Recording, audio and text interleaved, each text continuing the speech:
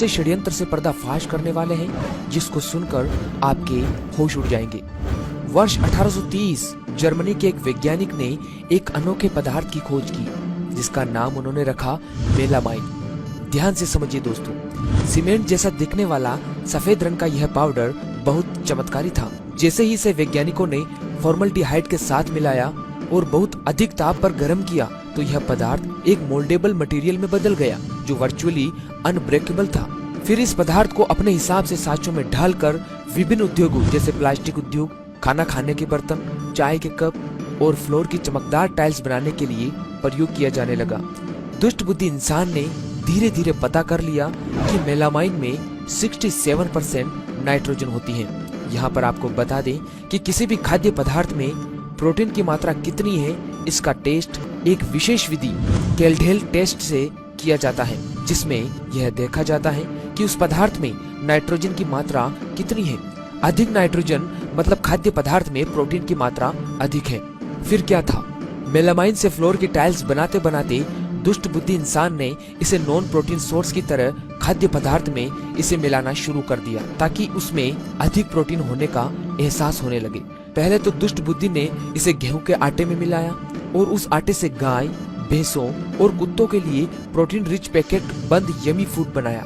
पर लैब में जब इस फेक हाई प्रोटीन डाइट को टेस्ट किया जाता तो उसमें मेलामाइन की मिलावट के कारण खूब नाइट्रोजन मिलती, जिससे लगता कि वास्तव में भर भर के प्रोटीन है इसमें। तो मेलामाइन मिला खाना खा खाकर कितनी गाय मरी होगी इसका डाटा तो पूरी दुनिया में किसी के पास नहीं, किंतु मेलामाइन मिला पशुओं का प्रोटीन रिच फूड अमेरिका में खूब पकड़ा गया और बाद में 2010 के दौर में इस पर बैन भी लगा। अब भारत तो भारत है, यहाँ तो कंकड़ हजम, पत्थर हजम, किसी पर कुछ फर्क नहीं पड़ता। पशु पूरी दुनिया में कम से कम 1 दशक तक मेलामाइन मिला खाना खाते रहे और यह जहर खाकर मरते रहे, किंतु वर्ष 2008 में दुष्ट बुद्धि को नया आइडिया आया। दुष्ट बुद्धि ने सोचा कि पशु ही क्यों, दूध पीने वाले छोटे बच्चे के यमी मिल्क पाउडर में भी तो इसे मिलाया जा सकता है और बच्चों के लिए इसे खरीदते भी ज्यादा है, तो क्यों ना मेलामाइन को डायरेक्ट ड्राई मिल्क फॉर्मूला में मिलाया जाए ताकि उसमें खूब प्रोटीन पड़ी हुई दिखाई दे।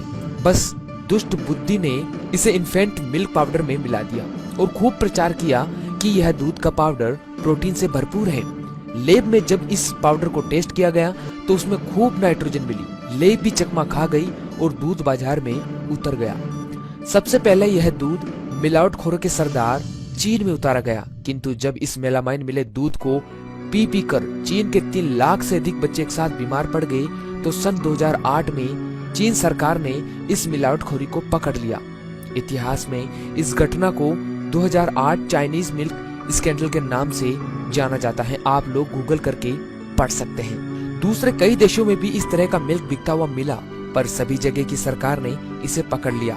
दुष्ट बुद्धि को पता चल चुका था कि अब अमेरिका, चीन जैसे देशों में उसकी दाल गलने वाली नहीं है, तब उसने भारत का रुख लिया। भारत में आज तक कितने दूध मुँहे बच्चों ने यह फेक प्रोटीन युक्त दूध पिया किसी को कुछ नहीं पता, क्योंकि किसी ने आज तक इसका टेस्ट ही नहीं किया। कितने बच्चे इस दूध को पी कर बीमार होकर अस्पतालों में भर्ती हो रहे हैं, किसी को भी आज तक नहीं पता, किसी के पास कोई डाटा नहीं है। अब सुनिए इसके आगे की मजेदार बात। दुष्ट बुद्धि की सोच यही तक सीमित नहीं थी दोस्तों। भारत की दुष्ट खोपड़ी के दिमाग में दूसरी ही बात चल रही थी। उसने सोचा कि क्यों न इस जादुई पदार्थ से पूरा का पूरा दूध ही बना दिया जाए। तो उसने दूध लिया और उसमें पानी मिलाया, पर पानी मिलाने से तो उसमें प्रोटीन की मात्रा कम हो गई, जिसे लैब में टेस्ट करके पकड़ लिया जाता। दुष्ट बुद्धि को पता था कि मेलामाइन को अगर इस पानी मिले दूध में मिला दिया जाए तो मेलामाइन से नाइट्रोजन निकलेगी, जो लैब में किए जाने वाले प्रोटीन टेस्ट को चकमा दे देगी और लगेगा कि दूध में उतनी ही प्रोटीन है जितनी होनी चाहिए। पर भाई वसा भी तो कम हो जाएगी। इसका समाधान दुष्ट खोपड़ी ने सुअर, गाय, भैंस इत्यादि की चर्बी मिलाकर कर दिया। तो लो जी, हो गया सफेद सफेद प्रोटीन रिच दूध तैयार। कोई माई का लाल नहीं बता पाएगा कि इसमें प्रोटीन नहीं, मेलामाइन नाम का जहर मिला हुआ है, वही जहर जिससे बनती है फ्रेश की टाइल्स। पर दोस्तों हद तो तब हो गई जब भारत की खाद्य नियंत्रण संस्था FSSAI ने वर्ष 2016 में एक कानून बनाकर भारत में बिकने वाले दूध में मेलामाइन को लीगल कर दिया। आज सूखे दूध का इन्फेंट फार्मूला बनाने वाली कोई भी कंपनी अपने सूखे दूध में 1 मिलीग्राम मेलामाइन मिला सकती हैं। लिक्विड इन्फेंट फॉर्मूला जैसे कि लिक्विड दूध में यह परमिशन 0.15 मिलीग्राम लीटर और अन्य खाद्य पदार्थ में 2.5 मिलीग्राम केजी के हिसाब से मेलामाइन नाम का जहर मिलाने की खुली परमिशन है। दोस्तों, क्या मजबूरी थी एफएसएसआई ने दूध और इन्फेंट मिल्क पाउडर में इस जहर को मिलाने की परमिशन क्यों दी, यह तो एफएसएसआई जाने। पर परमिशन के ऊपर पैकेट में बिकने वाले दूध में कितना मेलामाइन वास्तव में डाला जा रहा है, इसका डाटा शायद ही किसी के पास हो। पर आजकल आपने देखा होगा पैकेट के दूध में बहुत मोटी मलाई की परत आती है। यह मलाई नहीं, फ्लोर की टाइल्स बनाने वाला सफेद मेलामाइन है। मेडिकल साइंस में भी यह प्रूव हो चुका है कि मेलामाइन एक बहुत ही खतरनाक किस्म का जहर है। इसकी माइक्रोग्राम मात्रा भी किडनी की कोशिकाओं को डैमेज कर नष्ट कर देती है। इससे किडनी फेल हो जाती है और तमाम तरह की अन्य बीमारियां लग जाती हैं। मेलामाइन के कण गुर्दों में जमा हो जाते हैं और सफेद टाइल्स के फर्श जैसी पत्थरी बनाते हैं। इसके संपर्क में आने वाली कोशिकाएं ROS नामक केमिकल बनाती हैं, जो खतरनाक कैंसर पैदा करती है। इसके ऊपर वर्ष 2015 से लेकर अब तक सैकड़ों रिसर्च पेपर आ चुके हैं। डॉक्टर, वैज्ञानिक लोग चाहें तो गूगल पर सर्च कर पढ़ सकते हैं।